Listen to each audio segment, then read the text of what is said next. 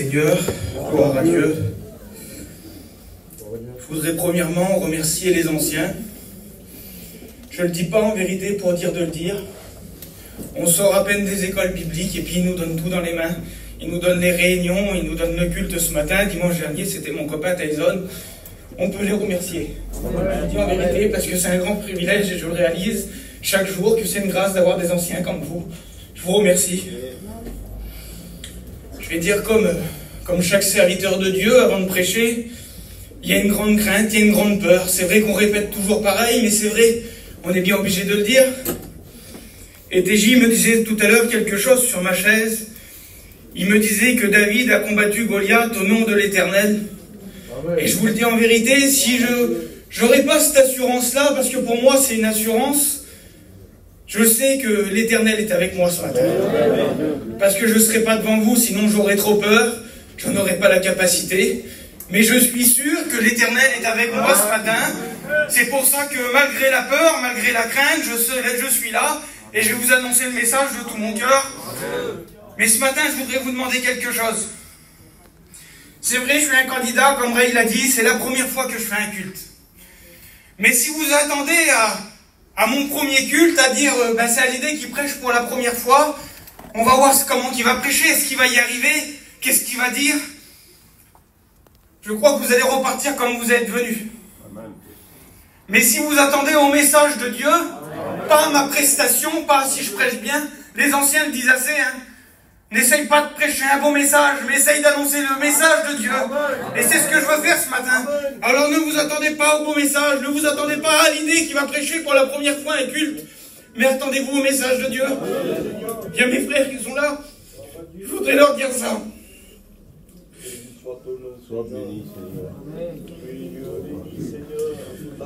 N'attendez pas à écouter le petit frère prêcher pour la première fois. Il y a mes cousins qui sont là, qui sont venus m'écouter ce matin. N'écoutez pas votre cousin prêcher pour la première fois. Il y a ma femme qui est là. Écoute pas ton mari prêcher pour la première fois. Église de Dieu, vous me connaissez. Écoutez pas Hallyday prêcher pour la première fois, je le répète. Mais écoutez le message de Dieu ce matin. Dieu veut vous parler. Alors voilà, je vous ai demandé à Ray qui se lève et qui me présente devant le Seigneur. À toi toute la gloire, Seigneur. La gloire te revient parce que c'est toi l'auteur de la bénédiction. Nous savons que tout, Seigneur, vient de toi. Et nous te demandons ta grâce pour notre frère. Nous te demandons de bénir Hallyday pour nous. Que le Saint-Esprit soit à l'œuvre dans son cœur. Qu'il nous rappelle le message que tu as mis sur son cœur. Sers-toi de lui comme d'un instrument. Viens bénir ton peuple ce matin. Viens bénir l'Église ce matin. Que la gloire te soit rendue, Sauveur. Amen. Amen. Gloire à Dieu. Je vais vous lire un verset qui se trouve dans Proverbes au chapitre 12 et au verset 25. Il dit l'inquiétude dans le cœur de l'homme là-bas. Et je pensais à ça ce matin. Si je demanderais combien de personnes ont de l'inquiétude dans le cœur ce matin, je pense que beaucoup lèveraient la main. On a tous beaucoup d'inquiétude dans le cœur, que ce soit pour nos familles, que ce soit pour nos proches, que ce soit pour nous, on a de l'inquiétude dans le cœur. Et vous savez, l'inquiétude dans le cœur nous empêche d'avancer. L'inquiétude dans le cœur d'un chrétien ou pas, elle nous empêche d'avancer, elle nous paralyse, l'inquiétude. Et pour les chrétiens, pour les chrétiennes, des fois l'inquiétude est tellement forte que l'inquiétude voudrait nous faire abandonner. Écoutez, c'est pas rien l'inquiétude. La parole dit qu'elle abat un homme, l'inquiétude. Et je vais vous faire part de quelque chose ce matin, c'est mon premier culte, et puis je voudrais laisser parler mon cœur. J'ai eu aussi beaucoup d'inquiétude dans mon cœur. Pourtant, je suis un jeune serviteur de Dieu. Je viens de commencer, c'est le début. Mais malgré ça, même que je suis au début, il y a beaucoup d'inquiétude dans mon cœur. Et il est venu une pensée, Larry, dans mon cœur. Un jeune garçon, pourtant, qui vient de commencer. L'inquiétude, vous savez ce qu'elle m'a dit? Elle m'a dit, et si t'arrêterais tout? Peut-être que les problèmes s'arrêteraient. Peut-être que tu aurais moins de soucis si t'arrêterais. Mais c'était l'ennemi qui me disait ça, et puis l'inquiétude que j'avais dans mon cœur. Et puis j'y pensais, et si j'arrêterais, est-ce que ça irait mieux? Mais quand j'étais chez moi, malgré que cette inquiétude, elle voulait m'abattre, là, ben j'avais qu'une envie, c'était de prier le Seigneur. j'avais envie de prier mon Dieu. Et puis écoutez, quand je voyais quelqu'un qui ne connaissait pas Dieu, des inconvertis, de la famille, des gens qui avaient des problèmes, malgré que l'inquiétude était là, j'avais qu'une envie, c'était de leur parler de Dieu. Et je disais, Seigneur, c'est incroyable. Pourtant, j'en ai pas envie, mais c'est plus fort que moi. Et tout de suite, je me suis rappelé un texte de la parole de Dieu, et puis sûrement vous avez dû y penser tout de suite. C'est Jérémie qui va dire ça. Il va dire, même si je ne ferai plus mention de lui, même si je ne voudrais plus parler de lui, même si je voudrais l'oublier, il y a dans mon cœur comme un feu dévorant, et je ne peux le contenir. Et le Seigneur, il me rappelait ça. Même si tu ne veux plus faire mention de moi, même si l'inquiétude voudrait tout te faire arrêter, il y a dans ton cœur un feu. Et ce feu-là, tu ne pourras pas l'éteindre. Parce que ce feu ne vient pas de toi, ce feu vient de moi. Il vient du ciel, le feu qu'on a dans nos cœurs. C'est pour ça qu'on est là ce matin. Alors je voudrais vous dire ça. On ne doit pas abandonner ce matin.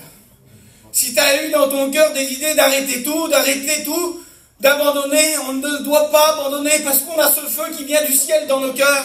Et c'est lui qui nous pousse à être là ce matin. C'est lui qui nous pousse à marcher quand on est dehors. C'est lui qui nous pousse à prier quand on est dehors. C'est lui qui nous pousse à parler de lui. C'est le feu du ciel.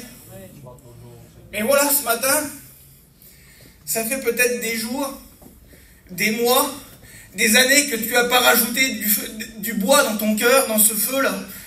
On l'a toujours écouté. Moi, depuis que je suis chrétien, ça fait 9 ans, j'ai toujours écouté dire qu'on a besoin de rajouter du bois dans ce feu. Parce que si on ne rajoute pas du bois, eh ben le feu il s'éteint. Et puis là, ça devient une catastrophe, ça devient compliqué. Parce que quand le feu il éteint, quand on n'a plus de zèle, quand on n'arrive plus à prier, quand on n'arrive plus à aller à la réunion, quand on n'arrive plus à prier à haute voix dans une réunion, c'est que le feu, eh ben il reste plus grand-chose. Et on a besoin de rajouter du bois.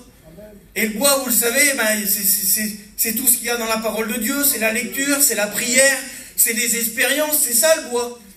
Mais ça fait peut-être des temps et des temps que tu rajoutes plus de bois, et puis il ne te reste plus grand-chose de ce matin. Comme la parole de Dieu, peut-être plus qu'un petit lumignon qui fume encore. Mais Dieu n'éteint pas le lumignon qui fume encore. Ce matin, si tu es là abattu avec plus grand-chose, plus beaucoup de feu dans ton cœur, tu sais ce que tu as besoin ce matin? Tu as besoin que le Saint-Esprit fasse ça.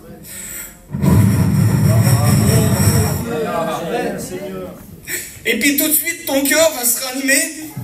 Le feu qui est presque éteint, il va reprendre vie. Et puis là, maintenant, tu vas pouvoir remettre du bois. Mais il n'y a que si le Saint-Esprit vient opérer quelque chose dans ton cœur. De toi-même, tu n'y arriveras pas. On a besoin de l'action du Saint-Esprit dans nos cœurs ce matin. Amen. Alors voilà.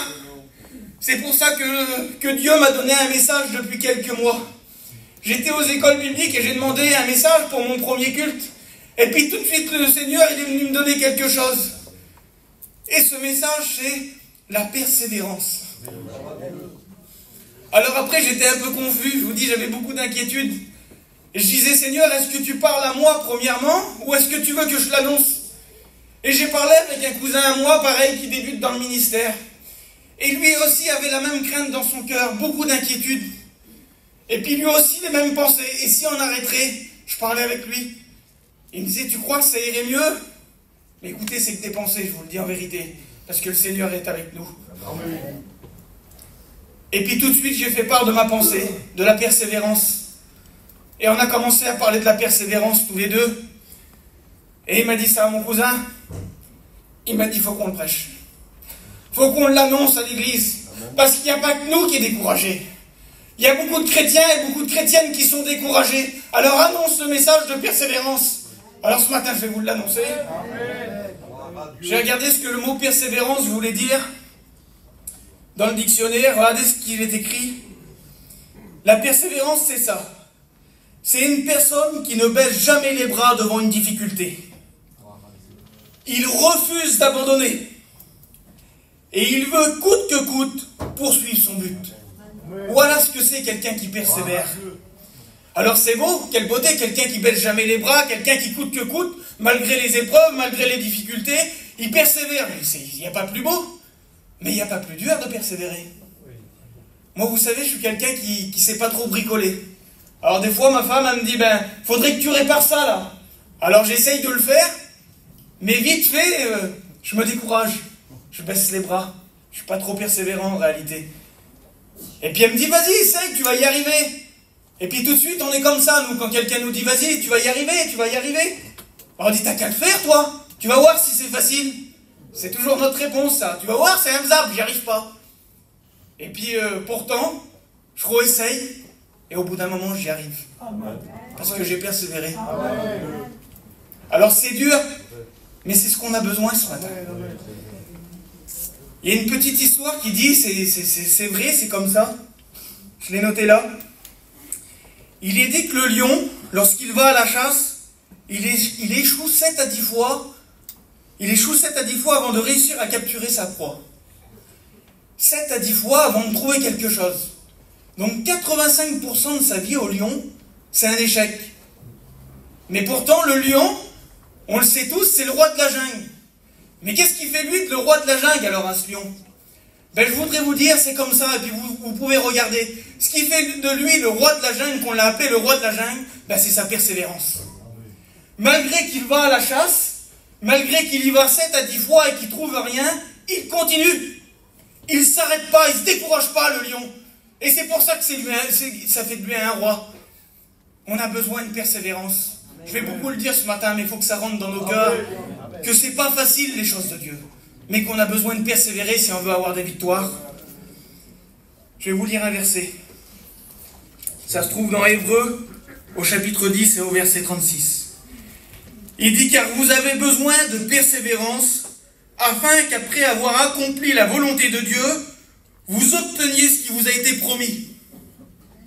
Pour faire la volonté de Dieu, on a besoin de persévérance. Ça ne se fait pas comme ça. C'est pas facile, on doit forcer, on doit continuer. Et il y a des choses qui nous est promis. Et puis là, la Bible elle est en train de dire, si tu veux les obtenir, tu as peut-être reçu des promesses, toi. Pour tes enfants, pour ton mari, pour ta femme, pour ta maladie. Je sais pas moi, mais ce que tu veux, tu as des promesses, ils sont dans ton cœur, c'est Dieu qui te les a mis. Mais si tu veux les obtenir, tu as besoin de persévérer. Ça ne se fait pas comme ça. Écoutez, Romains chapitre 8 et verset 25, il est écrit ça. Il dit, mais si nous espérons ce que nous ne voyons pas, nous l'attendons avec persévérance. Amen. On n'attend pas la promesse, on n'attend pas les victoires comme ça. On attend avec persévérance. On veut recevoir. Amen. Amen. Amen. Gloire à Dieu.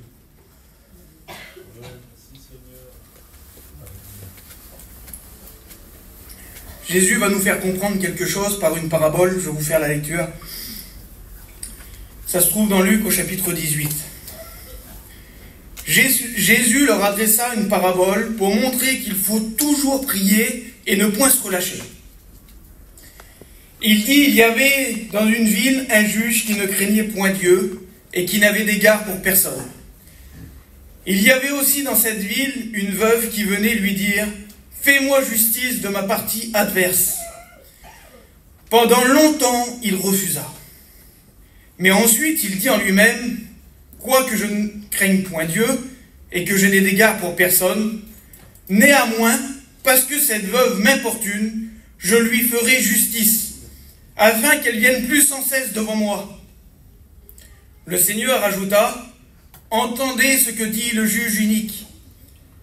Et Dieu ne ferait-il pas justice à ses élus, qui crient à lui jour et nuit, et ne tarderait-il pas à leur égard? Je vous le dis, il leur fera promptement justice. Amen. Je pensais à cette femme. Écoutez, elle voulait sa justice, elle voulait recevoir sa bénédiction, elle voulait recevoir ce qu'elle attendait. Et elle va se retrouver devant ce juge. Et le juge, pendant longtemps, je vous ai fait la lecture, il va refuser sa demande. Mais vous savez, pour se retrouver devant un juge, c'est pas facile. Surtout à cette époque-là, il devait falloir envoyer des courriers, faire des demandes, et puis c'était long. Mais à chaque coup qu'elle se retrouvait devant le juge, c'était toujours la même réponse. Non, non, non. Il refusait. Et puis peut-être que toi, ça fait des mois, des années que tu demandes des choses à Dieu, et puis c'est pas encore le moment de Dieu, et puis tu as l'impression que Dieu te refuse. Mais voilà, des fois c'est pas toujours comme on veut, on a besoin d'attendre avec persévérance, je vous ai lu le verset tout à l'heure. Mais cette femme, elle va pas se décourager. Elle va continuer à envoyer ses courriers, à envoyer ses lettres, à faire ses demandes, et puis elle va se retrouver devant le juge à chaque fois. Mais je pensais à ça. Des fois, elle devait se dire, ça y est, c'est la bonne. Ça y est, je vais recevoir là. Ça fait je sais pas combien de fois que je passe devant le juge, il va bien finir par me dire oui. Ça y est, ça va être la bonne. Eh ben non, il refusait encore. Et elle devait repartir chez elle tout triste. Mais elle continuait à y croire. Elle persévérait, elle continuait à y croire, elle y croyait, elle y croyait, elle y croyait. Et un jour, le juge va dire ça. Il va dire c'est bon. Il dit je lui accorde. Il va lui accorder. Et puis c'est Jésus qui nous dit cette parabole-là. C'est pas n'importe qui, c'est pas moi qui vous dis ça ce matin. C'est Jésus qui dit ça dans sa parole.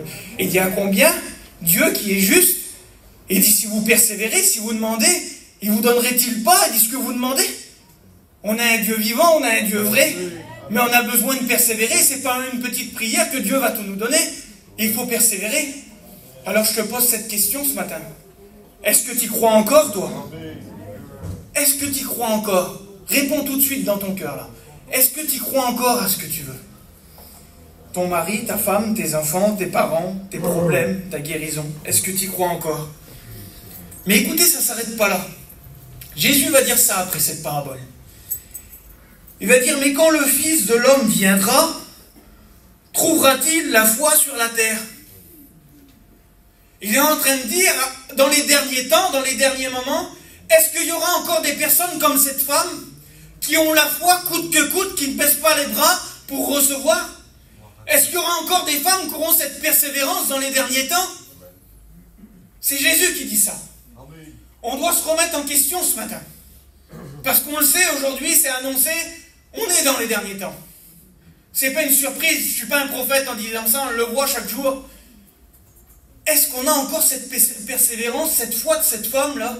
Parce que Jésus revient pour obtenir les choses qui nous a été promis. Seigneur, il y a quelques jours, je vous dis ça, on était dans l'hôpital avec mes frères pour mon père, vous le savez. Et puis, arrivé à un moment, il n'y avait plus rien qu'aller. Toute sa santé avait baissé. C'était au plus bas, et puis le docteur ne nous disait pas trop des bonnes nouvelles. Et puis, il avait besoin de prendre un médicament pour arranger quelque chose, mais s'il prenait ce médicament, eh ben, ça faisait baisser autre chose, et c'était encore plus grave. Alors, il n'y avait plus de solution. Il était au plus bas. Donc, c'était impossible qu'il prenne ce cachet-là. Et puis, avec mes frères, on s'est réunis dans la chambre. Il y avait mon père qui était là. Et puis, tout de suite, on disait, il faut le changer d'hôpital. Il faut aller autre part. Il faut trouver un autre docteur. Et puis, on essayait de se poser des questions. Comment qu'on va faire? Quelle est la solution? On n'avait pas de solution. On n'avait aucune solution. Parce qu'il était dans la chambre au plus bas de sa santé. Il n'y avait plus rien à faire. On ne pouvait même pas le transporter, les docteurs nous disaient. Et puis, tout de suite, on s'est mis là, avec mes frères dans la chambre. Puis, il est venu dans mon cœur comme une rage. Une colère. Je disais, Seigneur, je sors des études, j'ai fait ma 2e année d'école biblique. Je suis un étudiant, je leur disais à mes frères. Aujourd'hui, je prêche la parole de Dieu. Je prêche que le Seigneur n'a pas changé. Ils étaient dans la chambre avec moi, il y avait mon père qui était là. Je dis, si c'est pour croire que Dieu n'est pas capable de faire quelque chose, j'arrête tout de suite. Ça ne sert à rien. À quoi bon prêcher la parole de Dieu si je ne crois pas que Dieu est capable de faire quelque chose? C'est inutile, ça ne sert à rien. Moi, je crois en la parole, je le crois qu'elle est vivante. Je crois que Jésus est mort et qu'il est ressuscité. Sinon, ça ne sert à rien. Alors, j'ai dit, vous savez ce qu'on va faire? On a le plus grand des docteurs. On va lui remettre le besoin dans les mains. Et puis, Dieu va agir. Et puis, tout de suite, on a commencé à prier dans la chambre. Le Saint-Esprit a tombé. On a de la persévérance dans nos cœurs. On a de la foi dans nos cœurs. On a de la rage. On est des chrétiens. On n'est pas n'importe qui. Tyson, il l'a prêché dimanche dernier. On est les enfants du roi des rois. On n'est pas n'importe qui. C'est vrai qu'on est faible. C'est vrai qu'on se décourage vite. Mais on n'est pas n'importe qui. On est les enfants du roi des rois. Et puis tout de suite, il est venu, lui. Il est rempli d'amour, le Seigneur. Il nous aime. Et puis il voit l'acte dans nos cœurs. Il voit la foi qu'on a dans nos cœurs. Il aime la foi, lui, le Seigneur. Il aime la foi. Il aime quand ses enfants montrent qu'ils ont de la foi. Et puis tout de suite, il est venu, il nous a visités, on a été bénis. On pleurait. On ressentait la présence de Dieu. Et écoutez, il a pris ces cachets là, ces fameux cachets qui devaient lui faire du mal. C'était pour les reins. Normalement, les reins ils devaient chuter encore plus, mais ils étaient déjà au plus bas. Il les a pris. Et écoutez, Dieu change tout. Il a changé les circonstances. Parce qu'au lieu de baisser, ils ont remonté. Ils ont fait une prise de sang. Les reins n'ont jamais été aussi hauts Au niveau de sa santé, avec les cachets, c'était incomprenable, on ne comprenait plus rien. Aujourd'hui, les reins, ils ont remonté. Tout au maximum. Amen. Écoutez, voilà le Dieu qu'on a. Amen. On a un Dieu puissant, on a un Dieu vrai, mais on a besoin d'avoir ce feu dans nos cœurs. On n'est pas des religieux. On ne prêche pas un Dieu mort, on ne vit pas un Dieu mort, on vit un Dieu vivant. Amen. Que Dieu soit béni. Voilà, je vais vous lire quelques versets de la parole de Dieu pour vous montrer. C'est des versets sur la persévérance. Je vais vous les lire comme ça, parce que c'est tellement beau. Oui, Seigneur, à toi la gloire. Béni soit ton nom, Seigneur. Actes chapitre 1, verset 14. Les apôtres, tous, d'un commun accord, ils persévéraient dans la prière. Oui, Seigneur. Jésus leur avait fait une promesse qu'ils allaient recevoir le Saint-Esprit. Mais écoutez, pourtant Jésus, c'était pas rien, il leur avait fait cette promesse qu'ils allaient recevoir. Mais ils ont eu besoin de persévérer dans la prière. Pas une petite prière, mais persévérer dans la prière. Coûte que coûte, sans baisser les bras. Et puis les jours, ils passaient, vous connaissez l'histoire. Ils étaient dans la chambre haute, les jours, ils passaient, et puis la promesse que Dieu leur avait faite, ils ne la voyaient pas s'accomplir. Mais tout à coup, ils reçurent la promesse. Amen. Le Saint-Esprit va descendre sur eux, ils vont parler en langue, et ils vont être des témoins. Parce qu'ils ont persévéré. Amen. Acte 2, verset 42. Ils persévéraient dans la doctrine des apôtres. Amen. Alors ils persévéraient pas n'importe comment, mais comme la règle. La règle, c'est ça. La doctrine, c'est ça. Amen. On persévère pas n'importe comment, pas avec les idées qu'on veut, parce que c'est plus facile pour nous de persévérer des fois comme on a envie. On prend ce qui nous plaît et puis on laisse ce qui nous plaît pas. Non, ils persévéraient dans la doctrine des apôtres, comme la règle le dit. Il n'y a pas 40 000 moyens de persévérer. Hébreux chapitre 13. Alors celui-là, on ne l'aime pas trop. Et il est difficile. Persévérer dans l'amour fraternel. C'est pas rien, hein. Nous, on a vite fait à dire, ben lui, il n'est pas comme moi, là. Je peux pas être avec lui, c'est pas possible. Il n'y a rien à voir avec moi, c'est tout le contraire de moi. Ah, et puis, moi, j'y arrive pas, hein. Moi, je reste avec ma petite compagnie à moi. Je suis bien avec ma compagnie à moi. On est des chrétiens, on loupe pas trop les réunions. Puis lui, là-bas, ben tant pis, on n'est pas pareil, de toute manière. Chacun est comme il est, hein. C'est vrai, c'est pas facile. Chacun est comme il est, on est tous différents. Mais là, la Bible, elle est en train de dire, persévère dans l'amour fraternel. Tu as besoin de persévérer, même s'il n'est pas comme toi. Tu as bien besoin d'essayer de l'aimer. Tu as besoin de te rapprocher des frères. Il y a des frères, on est toujours ensemble, c'est toujours les mêmes. Mais l'autre, il est à côté de toi, il est en miettes. Parce qu'il n'est pas comme toi, tu le laisses comme ça. Alors, aucun amour. Pourtant, Jésus est amour. Amen. Et puis, l'amour est dans nos cœurs. Parce que Jésus vit dans nos cœurs. Mais on a besoin de persévérer. C'est pas magique. On a besoin que l'action vienne de nous aussi. On a besoin de persévérer dans l'amour fraternel. Luc chapitre 21, verset 19. C'est vraiment grand. Des fois, on croit que tout nous est acquis. Et puis c'est vrai, parce que la grâce de Dieu est vraiment grande. Mais il dit ça, par votre persévérance, vous sauverez vos âmes. On ne sauve pas nos âmes comme ça. C'est pas en un claquement de doigts qu'on sauve notre âme. Mais c'est avec persévérance. Même si c'est pas facile, on persévère. Et c'est comme ça qu'on va sauver nos âmes. 2 Timothée, chapitre 2, verset 12, il dit, si nous persévérons, nous régnerons avec lui. Amen. On régnera avec lui, avec nos forces, avec la persévérance, si on continue, malgré que c'est dur. Hébreux, chapitre 12, il dit, courons avec persévérance dans la carrière qui nous est réservée. Une grande carrière nous est réservée. Des grandes choses nous est réservées. Dieu a réservé quelque chose spécialement pour chacun d'entre nous. Pas pour Ray, pas pour Joe, pas pour Ninine. Il leur a réservé aussi bien sûr quelque chose, mais pas que pour eux. Pas pour John, pas pour tous les frères qui sont là. Pour chacun d'entre nous. La carrière nous est réservée. Mais voilà. Aujourd'hui on vit ça. On ne veut plus d'une vie chrétienne bénie. C'est grave quand même, hein. Mais c'est comme ça. Une vie chrétienne bénie, on n'en veut plus. On aime bien venir à la réunion, il n'y a pas de problème. On aime bien faire notre petit travail, il n'y a pas de problème. Mais on ne veut pas être béni, vous savez pourquoi? Parce que si on est béni, Dieu va nous demander plus de choses. Si on est béni, on ne pourra plus faire ce qu'on veut. Parce que les gens ils vont dire, regarde, il prie le dimanche, lui, mais regarde où c'est qu'il est, regarde ce qu'il fait. Alors en vérité, ça rime pas à grand chose. Donc, on se contente de nos petites réunions, de venir le dimanche au culte. On se contente de ça, on en a assez. Dans tous les cas, on va être sauvés, hein, parce que c'est une grâce. C'est vrai, mais c'est pas beaucoup plus beau d'être béni. De rentrer dans la carrière qui nous est réservée. Quitte à être chrétien, autant le faire bien. Autant le faire de tout notre cœur. Moi j'ai changé ma vie, j'ai tout changé. Moi j'aimais bien ma vie, j'étais un jeune garçon quand je lui ai donné mon cœur à Dieu. J'avais plein de copains, je me régalais. On habite à Cannes.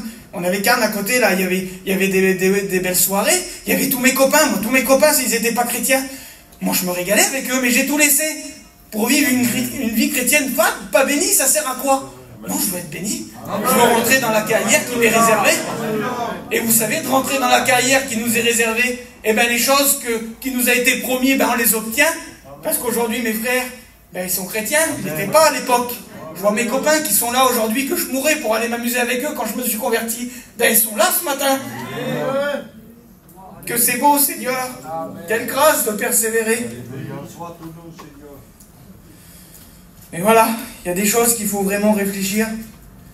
Parce que c'est pas rien. Je vais vous lire un autre verset. Ça se trouve dans Apocalypse, chapitre 2 et verset 2. Il dit, je connais tes œuvres, ton travail et ta persévérance. Je sais que tu ne peux supporter les méchants, que tu as éprouvé ceux qui se disent apôtres et qui ne le sont pas. C'est pas rien quand même. Et que tu les as trouvés menteurs. Que tu as de la persévérance, que tu as souffert à cause de mon nom, et que tu ne t'es point lassé. C'est pas rien. Hein. C'est quand même pas rien ces personnes-là. C'est quand même on peut dire des hommes de Dieu. C'est quand même fort ce qu'ils font. Mais ce que j'ai contre toi, il est écrit, il dit, c'est que tu as oublié ton premier amour.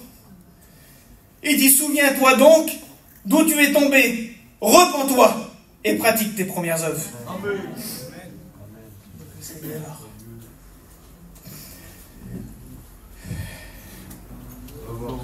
Sois béni, Seigneur. Alors c'est vrai, tu loupes peut-être pas de réunion. S'il y a du travail à faire, tu vas le faire. S'il y a des chaises à placer, tu vas les placer. S'il y a la salle à nettoyer le lundi, tu vas venir la nettoyer. Tu as les œuvres pour Dieu, tu travailles pour Dieu. Tu loupes pas de réunion. Tu souffres même à cause de son nom. Parce qu'on l'a dit, il y a des belles choses dans le monde. Puis tu viens quand même à tes réunions, tu n'y vas pas. Tu souffres pour le nom de Dieu. Si quelqu'un parle mal du Seigneur, tu es le premier à dire non, c'est pas comme ça. Non, c'est pas comme ça. Tu crois, tu es le premier à voir si ça va pas. Si quelqu'un parle mal de Dieu. Mais il dit, ce que j'ai contre toi, c'est que tu as oublié ton premier amour. Je voudrais te dire que tu peux travailler comme tu veux. Tu peux peut-être pas louper une réunion. Mais écoute, si tu as oublié ton premier amour, je voudrais te dire que ça ne sert pas à grand-chose. Parce que le plus important, c'est de l'aimer. Le plus important, c'est d'aimer le Seigneur. C'est de se rappeler ce qu'il a fait pour nous. D'avoir cet amour dans nos cœurs. J'ai écouté un ancien dire ça une fois.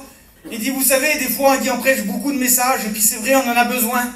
Mais ce qu'on a besoin réellement, et le plus important, et puis tout découlera de ça en réalité, c'est de l'amour de Dieu.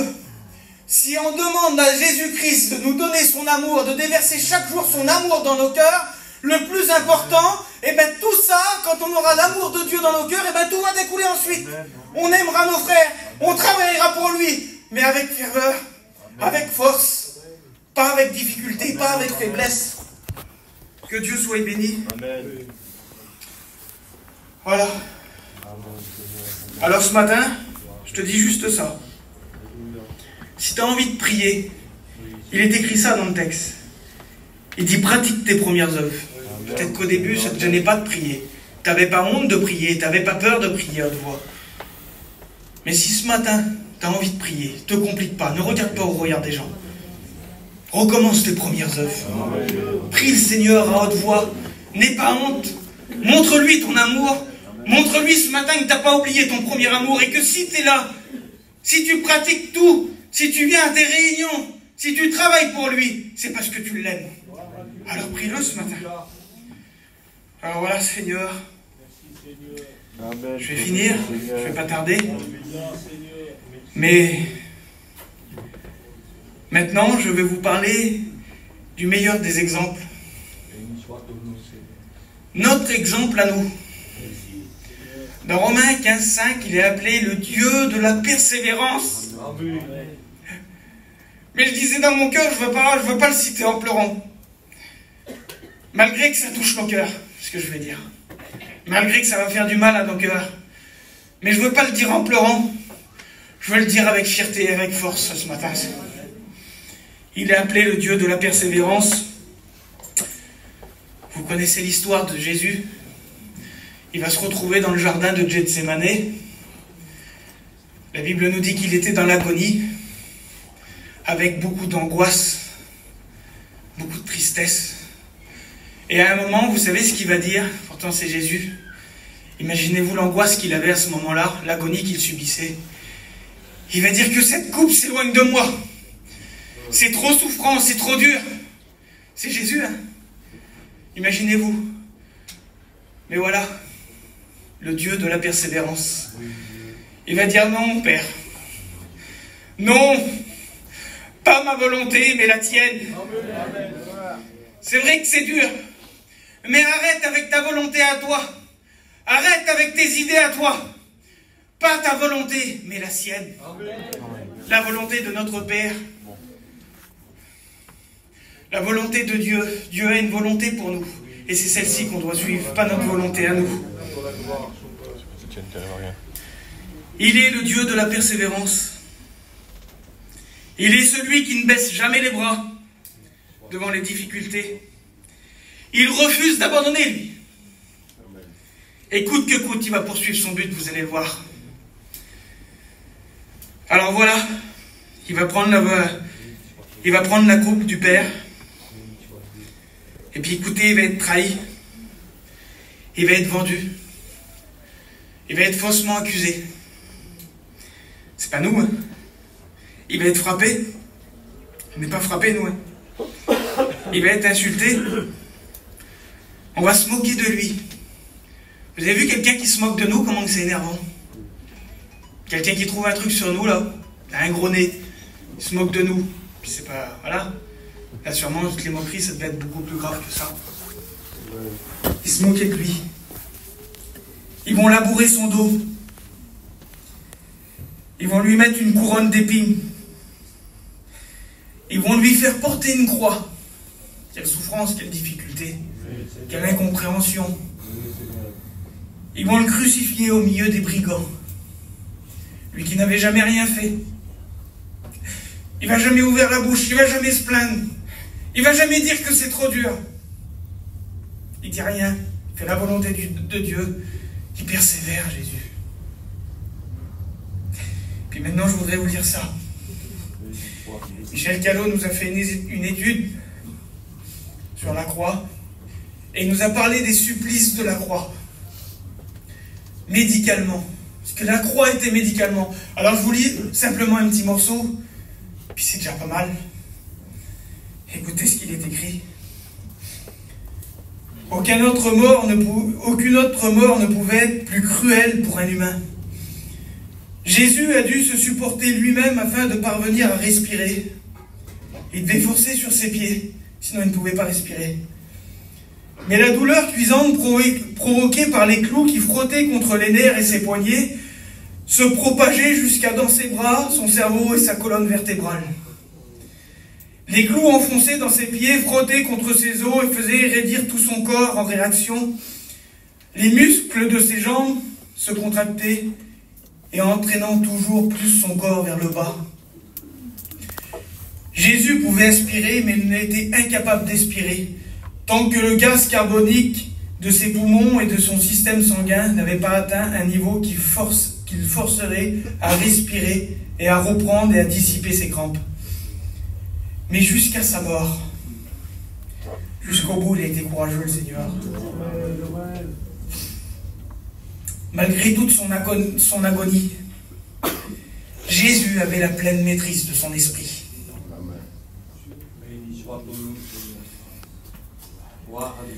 C'est pourquoi il a pu dire quelque chose à haute voix. Il était sur la croix comme ça. Puis écoutez, la souffrance et la fatigue, elle le faisait baisser. Et puis ça faisait mal. Ça le faisait baisser, ça le faisait baisser. Et il pouvait plus respirer. Et puis pour respirer, il fallait qu'il force comme ça. Mais écoutez, au bout de quelques temps, ça devait être difficile, ça devait être difficile. Mais il a persévéré jusqu'au bout. Et à un moment, sa persévérance, vous savez ce qu'elle lui a fait faire? Elle l'a fait soulever comme ça. Il souffrait. Et vous savez ce qu'il a dit? Il a dit, Père, pardonne-leur. Tout est accompli. J'ai tout fait. Pardonne-leur maintenant. J'ai été jusqu'au bout, coûte que coûte. J'ai pas baissé les bras. J'ai pris la coupe. J'ai tout fait. Maintenant, pardonne-leur. Pardonne Tyson. Pardonne Marvin. Pardonne Pablo. Pardonne Stampy. Pardonne Jason. Pardonne Jonathan. Pardonne mon église. Même qu'ils ont des défauts, pardonne-les, Père. J'ai tout fait pour eux. J'ai été jusqu'à la souffrance, jusqu'à la mort. J'ai tout fait pour eux. Pardonne-leur, mon Dieu. Pardonne-leur, mon Père. Jésus nous a pardonnés ce matin. On est tous pardonnés ce matin. Ça n'a pas été facile pour lui, mais on est tous pardonnés. Arrête de t'accuser. Arrête de dire que ça va pas, que t'es pas un chrétien. Il nous a pardonnés. Il a tout fait. Alors ce matin, de tous vos cœurs, priez le Seigneur. Élevez vos voix, dites-lui merci. Dites-lui merci pour les souffrances. Parce que c'est lui qui a tout fait. Réveille-toi, persévère. Va jusqu'au bout pour obtenir ce qui t'a été promis. Bientôt tu vas recevoir la victoire. Bientôt ce que t'attends, tu vas le recevoir. Mais persévère. Alléluia. Merci pour ta grâce. Alléluia.